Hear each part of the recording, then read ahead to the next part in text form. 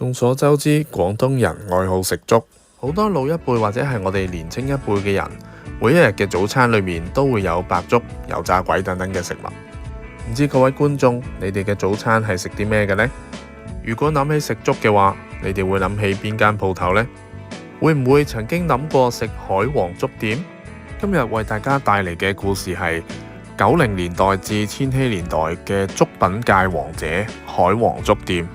呢間傳奇粥鋪嘅巔峰王朝同埋衰落嘅原因。海皇粥店嘅主要創辦人係蕭楚基，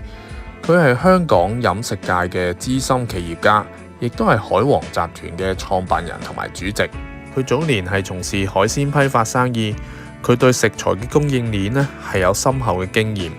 而佢本人亦都非常之有商業嘅頭腦。佢睇準咗90年代香港嘅快餐文化興起，但係粥品嘅鋪頭呢仲係以傳統小店為主嘅，缺乏呢個連鎖品牌。都正如我早前所講，廣東人都好希望喺早餐嘅時候食翻碗粥，食翻條油炸鬼。所以蕭楚基就睇準粥品行業嘅潛力，同佢嘅拍檔蔡旺浩喺1992年創立海皇粥店。第一間嘅海皇粥店喺香港北角開業，主打港式粥品、炒麵、油炸鬼等等嘅平民美食。初期以鮮味、足料、快捷做賣點，迅速吸引咗一大班嘅上班族同埋街坊。由於反應理想，海皇粥店咧係採用連鎖經營嘅模式，喺商業區例如旺角、銅鑼灣，喺一啲密集住宅區例如沙田、荃灣等等嘅地方咧，都開設咗分店，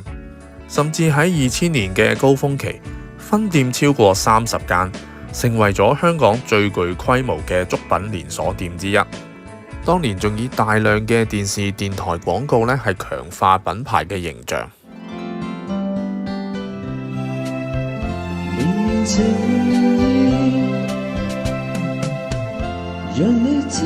呢度有位啊，坐啦。唔知較為年長嘅觀眾，你哋有冇聽過呢？海皇粥店漸漸被視為香港平民飲食文化嘅代表之一，同大家樂、大快活、麥當勞等等嘅港式快餐呢，可以講話並駕齊驅。究竟海皇粥店喺佢嘅全盛時期有幾威水？每日賣粥嘅數量同埋生意額究竟係點樣？我哋嚟計一計數俾大家睇下。根據行業嘅標準同埋市場嘅估算，每日喺商業區例如旺角、銅鑼灣等等嘅地方，每日可以賣出500至800碗粥。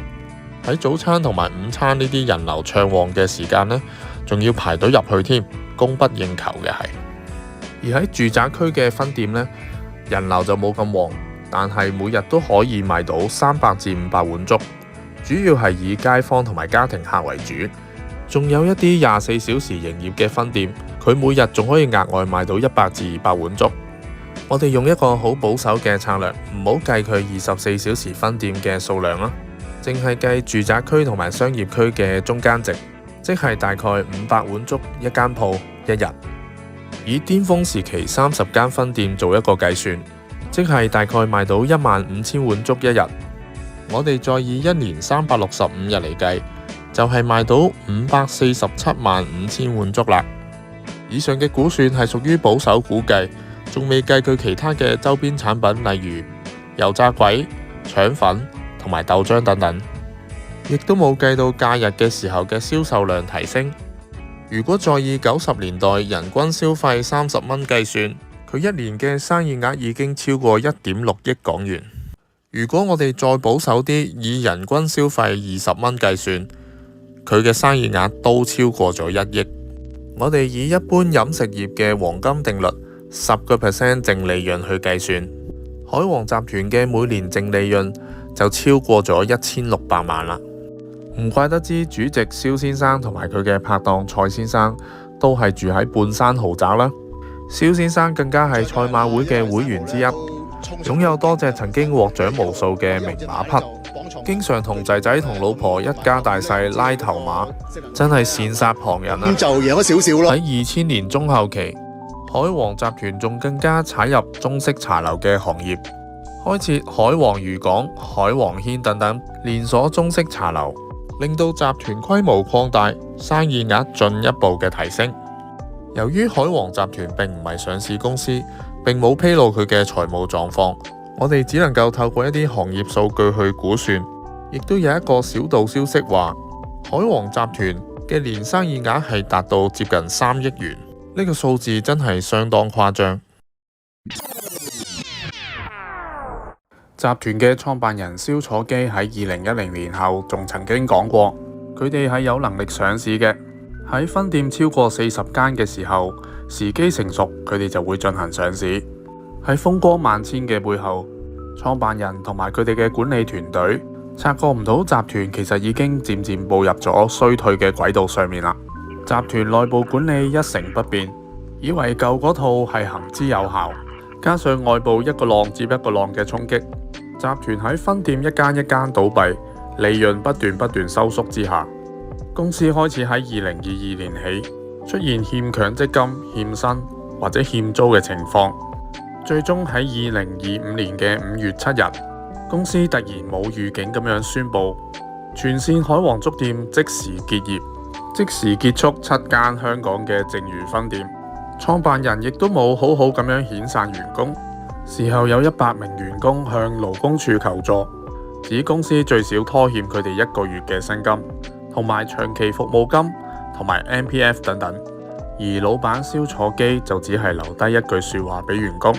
指公司已經無能為力再經營落去啦，叫佢哋去勞工處嘅破產欠薪基金度追討自己嘅損失。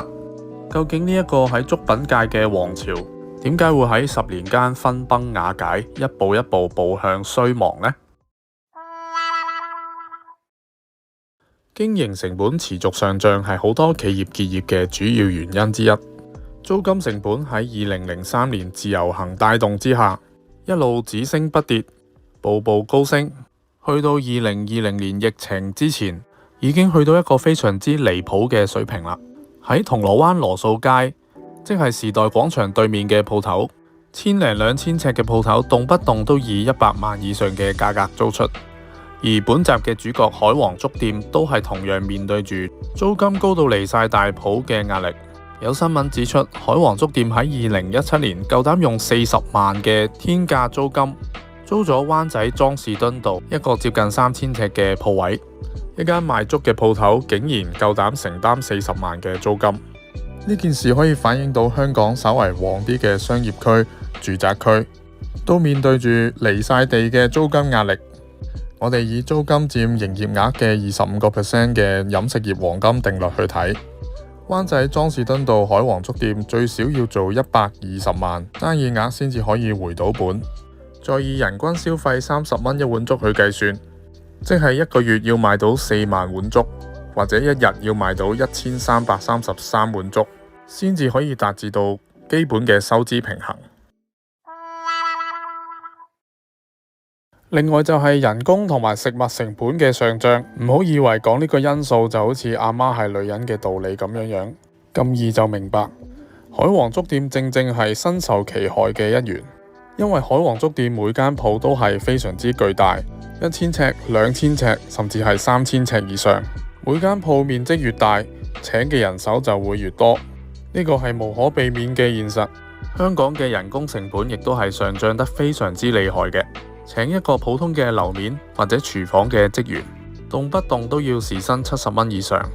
月薪17000至18000蚊一個月以上。我當你一間2000尺嘅鋪頭為例啊，佢以快餐店嘅形式經營，最少都要2個收銀、3個樓面、4、5個廚房，或者1至2個清潔姐姐。海皇粥店每日開7點到夜晚10點，即係15個鐘頭嘅營業時間，加埋開鋪前準備、開鋪後嘅清潔，每日最少要請2更嘅人手。以頭先一更大概10個人為例，每個人18000蚊人工，即係18萬一更。以2更嘅人手，即係36萬嘅人工。我頭先已經係用非常之保守嘅10個人去計算，但係咁樣去計，人工都36萬，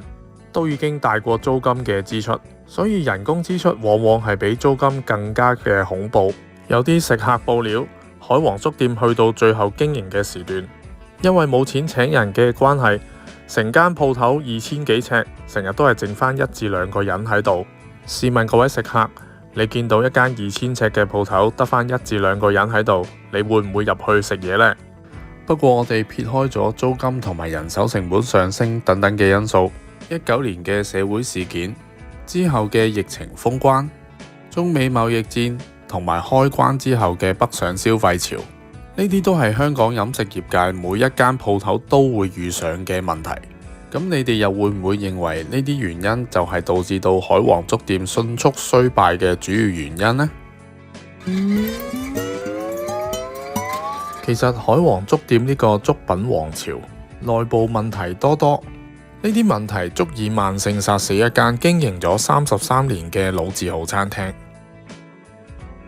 香港嘅餐飲業市場競爭劇烈，而海皇粥店嘅品牌老化、菜單變化少，難以吸引到年輕嘅消費群。好多年輕嘅消費者都表示，海皇粥店係老一輩佢哋嘅爸爸媽媽、爺爺婆婆先會去嘅餐廳。海皇粥店曾經發展咗副線品牌海皇 JP， 但係其實好多食過嘅消費者都表示，同平時嘅海皇粥店冇乜分別，餐牌都係一模一樣，只係裝修靚啲咁解啫。海皇粥店喺過往推出嘅新產品裏面，多數都係失敗嘅，一係就被評冇離新意，一係就被評太過偏離大眾嘅口味。呢碗嘅辣味粥其實冇幾多食客覺得係可以接受。佢亦都喺2024年嘅期間推出10蚊白粥油炸鬼放題，掀起咗一時嘅佳話。但係呢個話題嘅熱度亦都極速咁樣減退，粥店亦都好快結束咗呢個推廣。試問有幾多個人會好享受不斷咁樣任食白粥同埋油炸鬼呢？錯誤嘅產品開發同埋宣傳策略，不單冇幫助到品牌同埋營業額嘅提升，反而惹起大眾嘅嘲笑，降低品牌嘅吸引力。我哋就咁碌下一間喺灣仔莊士敦道分店嘅 OpenRice 食評，撇除咗一啲等級4打手嘅推文之外，負評都唔少㗎喎。但係奇怪嘅係，我哋睇唔到佢批評海皇粥店嘅出品有咩問題，多數都係批評服務員嘅態度惡劣啦，不友善嘅待客之道，對客人呼呼喝喝，唔耐煩咁樣幫你落單，催促你快啲埋單。上菜嘅時候大力放低，呢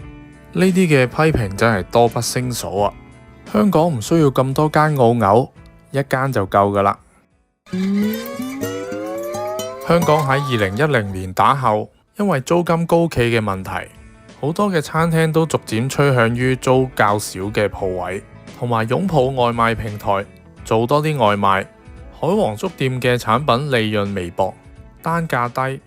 依靠極大量嘅堂食客同埋流轉速度去維持生意額。但係喺疫情過後，香港人飲食文化轉變，多咗叫外賣，少咗出去食。而海皇粥店間間嘅分店都仲係保留2000尺、3000尺嘅鋪位。喺我自己經過海皇粥店鋪頭嘅時候，都會發現